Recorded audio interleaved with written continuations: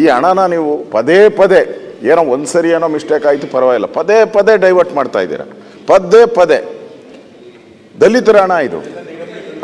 ನಾನು ಉದಾಹರಣೆಗಳು ಕೊಟ್ಟೆ, ಚಂದ್ರಪ್ಪ ಹೇಳ್ದ, ನಾನು ಉದಾಹರಣೆ ಕೊಟ್ಟೆ. ಮಹಾರಾಷ್ಟ್ರದಲ್ಲಿ ಯಾವ ರೀತಿ ಇದಕ್ಕೆ ಸಪ್ರೇಟ್ ಸನ್ಮಾನ್ಯ ಇಂದಿರಾ ಗಾಂಧಿ ಅವರಿದ್ದಾಗ ಮಹಾರಾಷ್ಟ್ರದಲ್ಲಿ ಮಾಡಿದಂಥ ಒಂದು ಕಾನೂನನ್ನು ತಗೊಂಡು ಇಂದಿರಾ ಗಾಂಧಿಯವರು ಎಲ್ಲ ಮುಖ್ಯಮಂತ್ರಿಗಳಿಗೆ ಪತ್ರ ಬರೆದ್ರು.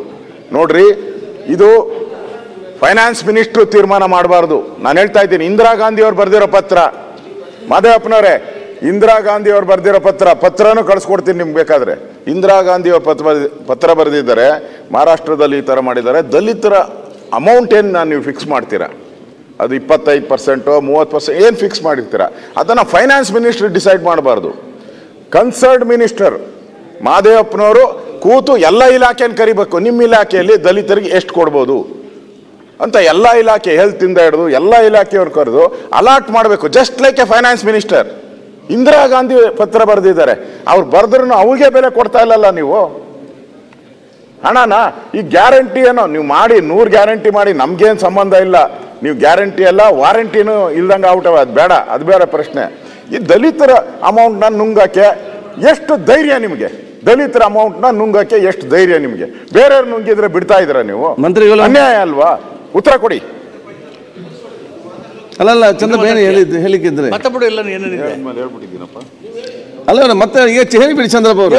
ಚಂದ್ರಪ್ಪ ಏನೇನು ಹೇಳ್ಬೇಕು, ಒಟ್ಟಿಗೆ ಉತ್ತರ ಕೊಡ್ತಾರೆ. ಈಗ ಮಾನ್ಯ ಸಭಾಧ್ಯಕ್ಷರೇ, ವಿರೋಧ ಪಕ್ಷದ ನಾಯಕರಿಂದ ಹಿಡಿದು ಎಲ್ಲ ಮಾನ್ಯ ಸದಸ್ಯರು ಗ್ಯಾರಂಟಿ ಹಣನ, SC ಹಣನ ಡೈವರ್ಟ್ ಮಾಡ್ತಾ ಇದ್ದೀರಿ, ನುಂಗಾಕ್ ಕೊಡ್ತಾ ಇದ್ದೀರಿ ಗ್ಯಾರಂಟಿಗೆ ಅಂತ ಹೇಳ್ತಾರೆ.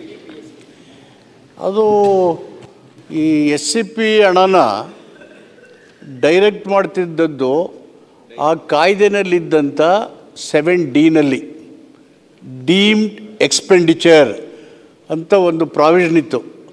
Under section 7A, B, C, D deemed expenditure ಅಂದರೆ ಇಲ್ಲಿ ಕೆಲಸ ಮಾಡೋದು, ಅಭಿವೃದ್ಧಿನ ಅದು ಹಣ ಹಾಕೋದು, ಅಲ್ಲಿ ದಲಿತರು ಇದ್ದಾರೋ ಇಲ್ವೋ ಅಲ್ಲಿಗೆ ಹಣ ಖರ್ಚು ಮಾಡಿಬಿಡೋದು.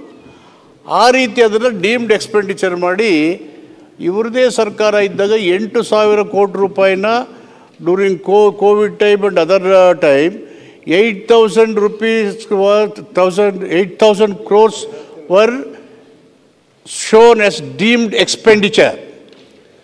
ನಾವು ಬಂದಮೇಲೆ ಇದನ್ನೆಲ್ಲ ಅಧ್ಯಯನ ಮಾಡಿ ಇದು ಹೇಳಿದ ಮೇಲೆ we removed 7D from the act. We removed 7D from the act. 8,000 ಕೋಟಿ ಡೀಮ್ಡ್ ಎಕ್ಸ್ಪೆಂಡಿಚರ್ ಅಂತ ಇವರಿದ್ದಾಗಿರು. ಕಾಂಗ್ರೆಸ್ ಸರ್ಕಾರ ಇದ್ರಿಗೂ ಸುಮಾರು 4,000ಕ್ಕೂ ಹೆಚ್ಚು ಸಾವಿರ ಕೋಟಿನ ಡೀಮ್ಡ್ ಎಕ್ಸ್ಪೆಂಡಿಚರ್ ಅಂತ ಬಳಸಿದರು. ಸೊ ಇದು ದುರ್ಬಳಕೆ ಆಗ್ತಾಯಿದೆ ಇವ್ರು ದಲಿತರ ಹೆಸಲಿ ಅಂತೇಳಿ ವಿ ರಿಮೂವ್ ದ 7D. ಈಗ 7C ಇದೆ ಅಂಡರ್ ದಿ ಆ್ಯಕ್ಟ್. ಈ ಗ್ಯಾರಂಟಿ ಯೋಜನೆ ಮಾಡುವಾಗ ಇದು ಒಂದು ಸಮುದಾಯಗಳಿಗೆ ಮಾಡುವಂಥ ಯೋಜನೆಗಳು, ಸಮುದಾಯಕ್ಕೆ.